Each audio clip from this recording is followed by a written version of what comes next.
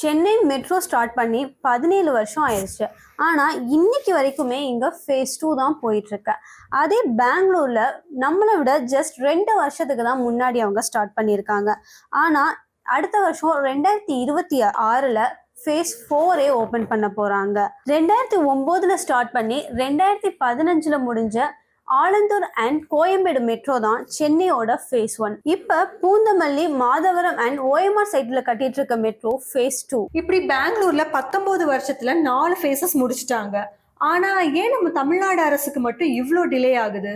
இதுக்கு முக்கிய காரணம் 2017ல் தமிழ்நாட்டில் ஃபேஸ் 2க்கான ப்ராசஸ் ஸ்டார்ட் ஆனப்ப மெட்ரோ ட்ராக் வரப்போற சில லொகேஷன்ஸ்ல கோயில்களும் தனியார் நிறுவனங்களுக்கு சொந்தமான லேண்ட்ஸும் இருந்திருக்கு. அந்த லேண்ட் ஓனர்ஸ் அவங்க லேண்டை கொடுக்க முடியாதுன்னு சொல்லி கோர்ட்ல கேஸ் போட்டாங்க. அதே நேரத்தில் தமிழ்நாடு கவர்மெண்ட் ஃபேஸ் 2க்கான டிபிஆரை இந்தியன் ரயில்வேஸோட research design and standard organisation கிட்ட அப்ரூவலுக்காக சப்மிட் பண்ணாங்க. பட் அதுக்கு நடுவில் இந்த லேண்ட் ப்ராப்ளம்ஸ் வந்துட்டதால அந்த டிபிஆர் அப்ரூவலை நிறுத்தி வச்சுட்டாங்க. இந்த டீடைல் ப்ராஜெக்ட் ரிப்போர்ட் அப்படின்றது இப்போ நம்ம எப்படி வீடு கட்டுறப்ப அதுக்கான பிளான் போட்டு அப்ரூவல் வாங்குறோமோ அதே மாதிரி மெட்ரோக்கு அதுக்கான ஸ்டேஷன்ஸ் எங்கெங்க வரப்போகுது, அது எந்த ரூட் வழியா வருது, அதுக்கு எவ்வளோ இடம் தேவைப்படும், மெட்ரோ டிசைன், அதுக்கு என்னென்ன டெக்னாலஜிலாம் யூஸ் பண்றாங்க அண்ட் முக்கியமா எவ்வளோ பட்ஜெட் ஆகுதுன்னு இந்த மொத்த டீட்டெயில்ஸுமே இந்த டிபிஆர்ல இருக்கும். சென்னை மெட்ரோக்கான ஃபேஸ் 2வோட மொத்த பட்ஜெட் 63,246 கோடி.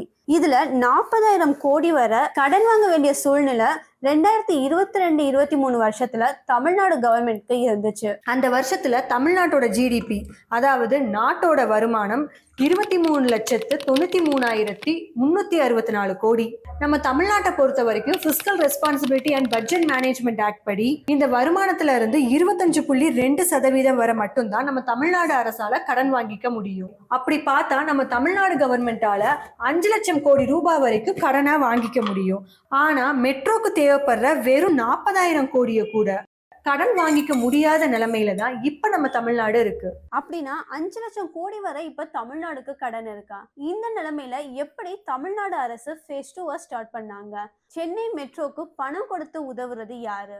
சென்னை மெட்ரோவோட ஃபேஸ் 2க்கான மொத்த பட்ஜெட் 63,246 கோடி.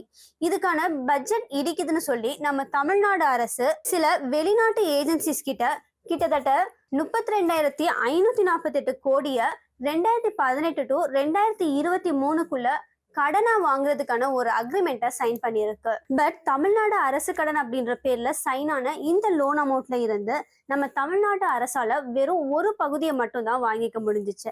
இதுக்கு ரீசன் நம்ம நாட்டோட ஓவரால் அவுட்ஸ்டாண்டிங் டெப்ட் லிமிட். புரியுற மாதிரி சொல்லணும்னா, நாட்டோட ஒரு வருடம் முழு உள்நாட்டு உற்பத்தி 100 ரூபாய்னு எடுத்துக்கிட்டா எஃப்ஆர்பிஎம் சட்டப்படி மொத்த கடன் தொகை 25.2 ரூபாயை தாண்டக்கூடாது. Already school, hospital, salary, panchayat திட்டங்கள்னு தமிழ்நாட்டுக்கு நிறைய கடன்கள் இருக்கப்ப மேற்கொண்டு மெட்ரோக்காக ஒரேடியா 30,000-40,000 கோடிய நாட்டோட பேர்ல கடனா வாங்கினா அது எஃப்ஆர்பிஎம் சட்டத்தை மீறின செயலா ஆயிரும். ஆனா இதுல எனக்கு என்ன ஒரு கொஸ்டின்னா, தமிழ்நாடு கவர்மெண்ட் ஃபாரின் ஏஜென்சியோட அக்ரிமெண்ட்ல சைன் பண்றப்ப இந்த எஃப்ஆர்பிஎம் ஆக்ட பத்தி தெரியாமலா இருந்திருக்கும்.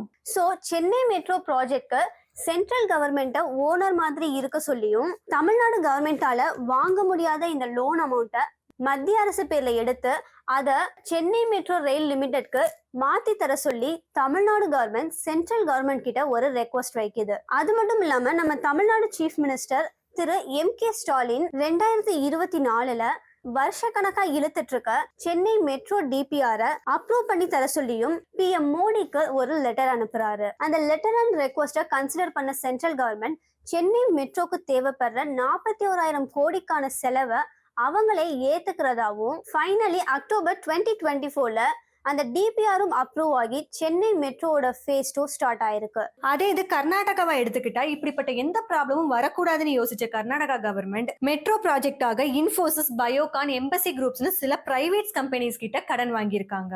பட் மெட்ரோல இருந்து வர ப்ராஃபிட்ல ஒரு பெரிய அமௌண்ட்டை அந்த பிரைவேட் கம்பெனிஸ்க்கு இன்ட்ரெஸ்டா கொடுக்க வேண்டியதால அங்க மெட்ரோவோட டிக்கெட் விலை ரொம்பவே அதிகமா இருக்கு. அது எந்த அளவுக்குன்னா, டெல்லி சென்னையில 30 கிலோமீட்டருக்கு 60 ரூபாய் வாங்குற இடத்துல பெங்களூர் பெங்களூர்ல அதே 30 கிலோமீட்டருக்கு 90 ரூபாய் வாங்குறாங்க. அண்ட் சென்னை மாதிரியே மதுரை அண்ட் கோயம்புத்தூர்லயும் மெட்ரோ ப்ராஜெக்ட ஸ்டார்ட் பண்ண நினைச்ச தமிழ்நாடு கவர்மெண்ட்க்கு டிபிஆர் அப்ரூவல் வாங்குறதுல இருந்தே ப்ராப்ளம் ஸ்டார்ட் ஆயிடுச்சு. பிகாஸ் 2017 ரெடி பண்ண டிபிஆர்ல 2011 சென்சஸ் ரிப்போர்ட்டை அட்டாச் பண்ணியிருந்தாங்க. ஒரு சிட்டிக்கு மெட்ரோ அப்ரூவல் கிடைக்கணும்னா அங்க குறைஞ்சது 20 லட்சம் மக்கள் தொகை இருக்கணும். பட் தமிழ்நாடு அரசு மாத்தி கொடுத்த 2011 டேட்டா படி கோயம்புத்தூர்லயும் சரி மதுரையிலயும் சரி மக்கள் தொகை 20 லட்சத்துக்கும் கம்மியா தான் இருந்திருக்கு. அதனாலதான் சென்ட்ரல் கவர்மெண்ட் டிபிஆர் அப்ரூவ் பண்ணாம இருந்திருக்காங்க.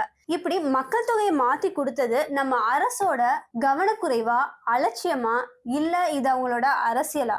இத பத்தி நீங்க என்ன நினைக்கிறீங்க அப்படின்றத காமெண்ட்ல சொல்லுங்க.